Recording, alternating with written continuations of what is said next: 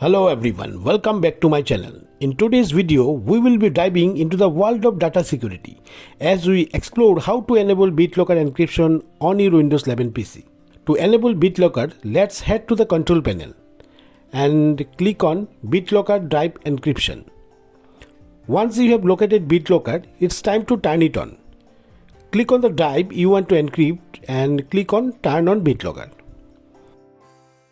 If you are encrypting your system drive, BitLocker may prompt you to ask how do you want to backup your recovery key. And here you will find three options. Save to your Microsoft account, that requires your Microsoft account password. And if you don't want, you can switch to a second option. Save to a file. That also requires external drive or pen drive to save the text file. And the third option is print the recovery key. So choose your preferred encryption method. Okay. So here I am going to click on print option and print it as a PDF file and name the file for easy access and click on save wherever you want. Okay, and after that click on next.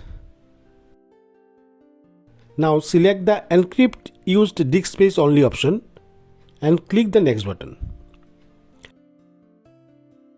Now select the new encryption mode option and click the next button. Check the run BitLocker system check option, then click on continue. Click the restart now button. Once you completed the steps, the computer will restart to enable BitLocker, and the time it takes depends on the size of your drive, okay, and the method you choose.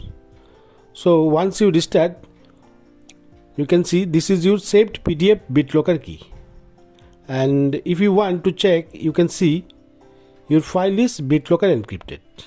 Okay, so this is very simple way to enable BitLocker, and if you have any question, leave them in the comments below, and don't forget to like and subscribe for more tech tips and tricks. Thanks for watching.